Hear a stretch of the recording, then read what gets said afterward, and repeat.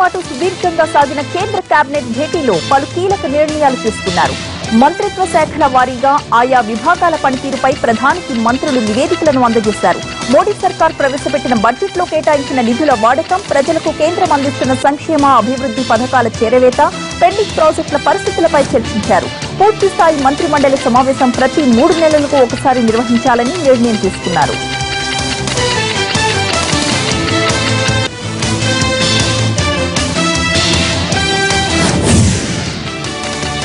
అత్యాచార బాధితుల వివరాలు ఎక్కడా వెల్లడించకూడదని చట్టం చెబుతోంది. అయితే రాజస్థాన్ మహిళా కమిషన్ సభ్యురాలు సోమ్యా గుర్జల్ అత్యాచార బాధిత సభ్యురాలితో సెల్ఫీలు దిగారు. ఆ ఫోటోలు నెట్ లో హల్చల్ చేస్తున్నాయి. సెల్ఫీలు దిగినప్పుడు మహిళా కమిషన్ చైర్పర్సన్ సుమర్ శర్మ పక్కనే ఉన్నారు. బాధితురాలిని ఒక మహిళా పోలీస్ స్టేషన్ లో కలిసినప్పుడు ఈ సెల్ఫీలు తీశారు. రాజస్థాన్ అల్వార్ లో భర్త, అతని 2 సోదరుల చేతిలో ఓ మహిళ అత్యాచారానికి గురైంది. 51,000 కట్నం ఇవ్వలేదని ఆమెపై సామూహిక అత్యాచారం చేసి ఒంటిపై టాటూలు వేశారు. ఈ కేసుపై దర్యాప్తు కొనసాగుతోంది.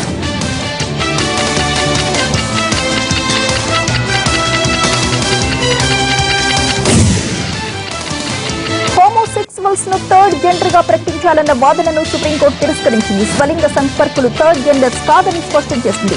2014లో ఇచ్చిన తీర్పులో ఎటువంటి మార్పులు చేసేది లేదని తేల్చి చెప్పింది. అయితే లింగ మార్పిడి చేసుకున్న వారు మాత్రం థర్డ్ జెండర్సేనని సుప్రీం స్పష్టం చేసింది. స్వలింగ సంపర్కులు థర్డ్ జెండర్ కేటగిరీలోకి రారని 2014లో సుప్రీం తీర్పు చెప్పింది. దీన్ని వ్యతిరేకిస్తూ దాఖలైన పిటిషన్ పై 2 ఏళ్ల పాటు విచారణ జరిగింది. చివరికి హోమోసెక్సువల్స్ కే అనుకూలంగా సుప్రీం తీర్పు ఇచ్చింది.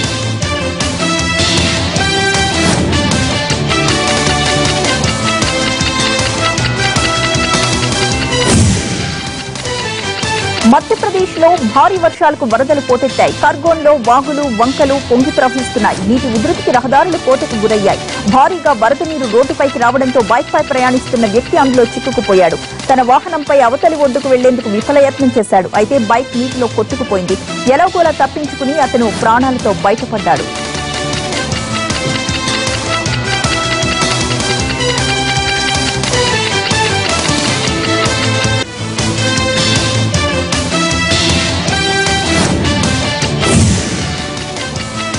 ముంబైలో భారీ అగ్ని ప్రమాదం జరిగింది. అంధేరి ప్రాంతంలోని ఒక మెడికల్ స్టోర్ లో భారీగా మంటలు ఎగిసిపడ్డాయి. ఈ ఘటనలో 8 మంది సజీవ దహనమైపోయారు. తెల్లవారుజామున జరిగిన ఈ ప్రమాదంలో లోపల ఉన్న వారు తప్పించుకునే అవకాశం లేకుండా పోయింది. దీంతో భవనం లోపల చిక్కుకున్న వారంతా సజీవ దహనమయ్యారు. ఘటనా స్థలానికి చేరుకున్న ఫైర్ సిబ్బంది మంటలను అదుపులోకి తెచ్చారు. మహారాష్ట్ర ప్రభుత్వం ఇవాళ నష్టపరిహారం ప్రకటించే అవకాశం ఉంది.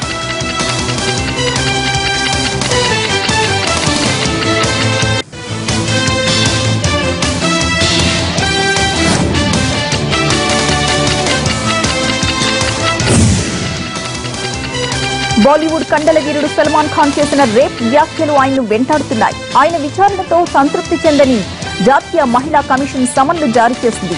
జూలై 8న స్వయంగా తమ ఎదుట హాజరు కావాలని ఆదేశించింది. లేని పక్షంలో చట్టపరమైన చర్యలు తీసుకుంటామని స్ట్రాంగ్ వార్నింగ్ ఇచ్చింది. సల్మాన్ ఖాన్ సుల్తాన్ సినిమా ప్రమోషన్ లో భాగంగా ఇచ్చిన ఇంటర్వ్యూలో షూటింగ్ అయ్యాక తన పరిస్థితి అత్యాచారానికి గురైన మహిళలా ఉండేదని అన్నారు. దీంతో మహిళా సంఘాలు మండిపడ్డాయి. సమన్లు జారీ చేసిన సల్మాన్ నుంచి ఎలాంటి రెస్పాన్స్ రాకపోయేసరికి జూలై 7న తమ ఎదుట హాజరు కావాలని ఆదేశించింది.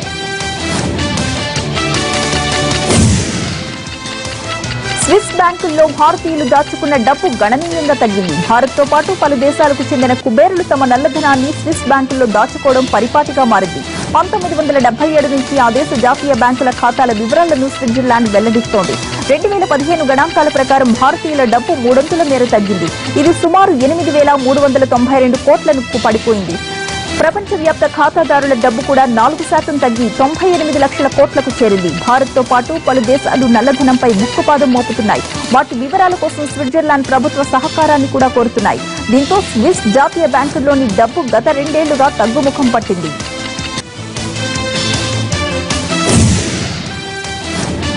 పాలస్తీనాపై ఇజ్రాయెల్ దాడులతో సామాన్యులు తీవ్ర ఇబ్బందులు పడుతున్నారు. అల్లర్లు జరిగినప్పుడు అక్కడే ఒక ఇంట్లో ఉన్న పాలస్తీనా చిన్నారిని ఇజ్రాయెల్ పోలీసులు గాయపరిచిన తీరుపై ప్రపంచం మొత్తం విమర్శలు వినిపిస్తున్నాయి. పోలీసుల దాడుల్లో చిన్నారి తలకు తీవ్రంగా గాయాలయ్యాయి. చావు నుంచి తప్పించుకుని 1 రోజుల పాటు ఆసుపత్రిలో ఉన్నాడు. మరో చిన్నారి కన్నుకు బుల్లెట్ తగిలింది. జీవితాంతం ఒక కన్నుతోనే చూడవలసిన పరిస్థితి. టెర్రరిస్టుల ఆత్మాహుతి దాడులతో ఆఫ్ఘనిస్తాన్ దద్దరిల్లింది. ఈ దాడుల్లో 30 మంది ట్రైనింగ్ పోలీస్ క్యాండిడేట్లు చనిపోగా మరో 58 మంది గాయపడ్డారు. మృతుల్లో 3 స్థానిక పౌరులు కూడా ఉన్నారు. దేశ రాజధాని కాబూల్కు 20 కిలోమీటర్ల దూరంలోని పాగ్మాన్ జిల్లాలో ఆత్మాహుతి దాడులు జరిగాయి. పోలీస్ క్యాండిడేట్లు వాల్టర్ ప్రావిన్స్ లో శిక్షణ పూర్తి చేసుకుని సెలవుపై కాబూల్కు వస్తుండగా ఈ ఘటనలు చోటు చేసుకున్నాయి. పోలీస్ క్యాండిడేట్లు శిక్షకులు వస్తున్న 2 బస్సులపై మొదట సూసైడ్ బాంబర్ దాడి చేశారు. ఆ తర్వాత 20 నిమిషాలకు వీరికి సహాయం చేయడానికి వచ్చిన పోలీస్ బస్సుపై మరొకడు ఆత్మాహుతి దాడి చేశాడు. ఇది మానవత్వంపై దాడి అని ఆఫ్ఘనిస్తాన్ అధ్యక్షుడు ఘనీ వ్యాఖ్యానించారు. లండన్ లో జరిగిన వేలంలో ప్రపంచంలోని అరుదైన వజ్రాన్ని ఎవరూ సొంతం చేసుకోలేదు. ది లెస్లీ లా రోనాగా పిలిచే ఈ వజ్రం బరువు 1109 క్యారెట్లు. టెన్నిస్ బాల్ సైజులో ఉంటే ఈ డైమండ్ ను గతేడాది బొత్సవానా అటవీ ప్రాంతంలో వెలికి తీశారు. కనీస వేలం ధర $70 మిలియన్ నిర్ణయించారు. అయితే ఇంత పెద్ద మొత్తాన్ని చెల్లించేందుకు ఎవరూ ముందుకు రాలేదు. దీంతో వేలాన్ని నిలిపివేస్తున్నట్లు ప్రకటించారు అధికారులు. వారం రోజులుగా కురుస్తున్న భారీ వర్షాలతో జపాన్ ప్రజలు తీవ్ర ఇబ్బందులు పడుతున్నారు. నాగసాకి నగర పరిసరాలతో పాటు పలు ప్రాంతాల్లో కొండ చర్యలు విరిగిపడుతున్నాయి. దీంతో ముందు జాగ్రత్తగా అక్కడి ప్రజలను సురక్షిత ప్రాంతాలకు తరలించారు అధికారులు. పలుచోట్ల జనజీవనం స్తంభించిపోయింది. రోడ్డు, రవాణా, విద్యుత్, సమాచార వ్యవస్థలు నిలిచిపోయాయి.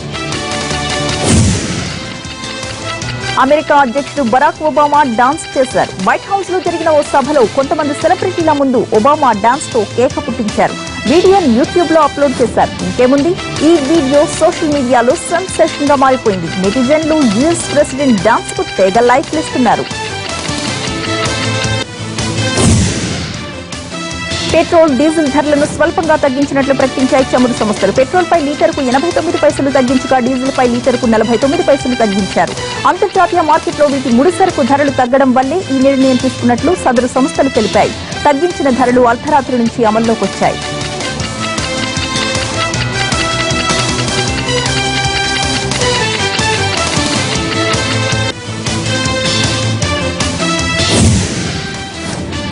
సూపర్ స్టార్ రజనీకాంత్ కబాలీ కోసం రంగులతో రజనీకాంత్ చిత్రాలతో ముస్తాబు చేసిన air Asia Kabali A320 air craft Shamshabad airport నుంచి బయలుదేరింది.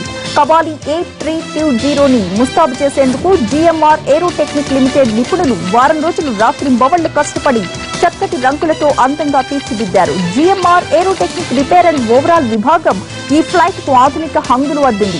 ఎయిర్ ఏషియా భాగస్వామ్యంతో చేపట్టిన ఈ కార్యక్రమంలో ఏరోటెక్నిక్ లిమిటెడ్ ఇంజనీరింగ్ నిపుణులు తమ ప్రతిభా పాఠవాలను ఉన్నతంగా ఆవిష్కరించారు.